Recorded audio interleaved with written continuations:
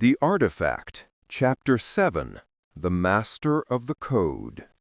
"Dr. Thorne," the man said, his voice quiet, calm, and carrying an odd, resonant echo. He didn't turn around. "I knew you would come. The Codex always brings the academic, and you, Agent Vance, the protector, always trying to shield the sheep from the shepherd." Vance raised her pistol, aiming for the center of his back. "Stop moving. Turn around slowly." The sleeper chuckled, a dry academic sound.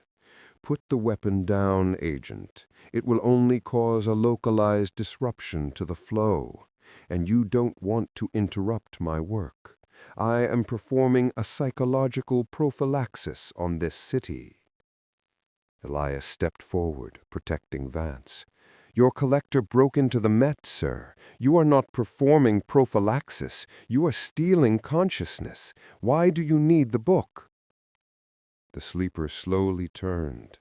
His face was intelligent, weary, and his eyes, a shocking pale green, held a terrifying depth of focus. The sleeper's revelation. "The Codex is not a map. It is a tuning fork. This city is a generator of chaos, fear, and discord.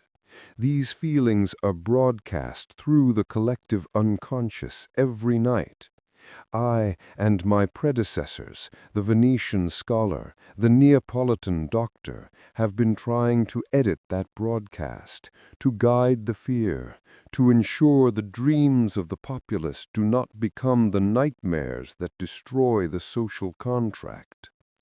He gestured to the generator, which pulsed faster. "For centuries, we used the book to tune in the frequency. The code contained the optimal dream sequence, the rhythm of order. But the code is decaying. The Aramaic is too fragile." He stepped closer to Elias, his gaze dropping to the book in Elias's hands. "I don't want to steal the Codex, Dr. Thorne. I want to digitize it. I need its ancient frequency data to update the generator's algorithm. This is the digital Somnus project, a sustainable technological replacement for a fragile 2,000-year-old manuscript." "You are manipulating the minds of millions," Vance shouted. "That's not order, that's control." The sleeper sighed. "Control is order, Agent, and without it, New York collapses. You saw the collector, my operative. He is an example of what happens when one of my sleepers is cut off from the network. He became a brute, a slave to his primal fear. The Codex's closure left him inert.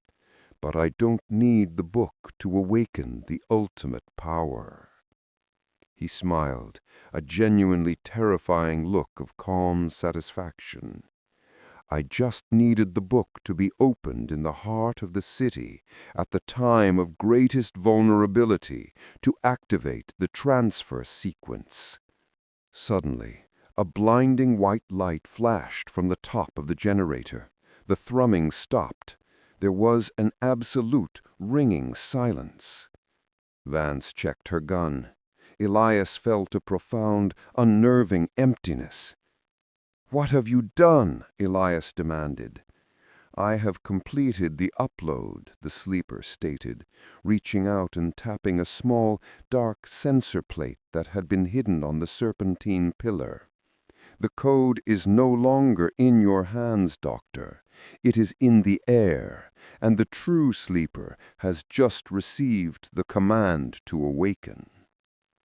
A second later, the ground beneath them began to shake, not with the rhythmic pulse of the machine, but with the terrifying, uncontrolled force of a massive electrical surge. The serpentine walls began to crack, and water surged up from the aperture, carrying with it a powerful, unmistakable metallic taste. The generator had gone silent, but the city, The true network was now active. Elias and Vance were trapped at the bottom of a technological and historical nightmare, and the ultimate Air King's ghost was about to manifest its terrifying presence. Part 6. The Surge and the Sleeper. The subterranean chamber, moments ago a silent tomb, was now a deafening, shaking conduit of raw, untamed energy.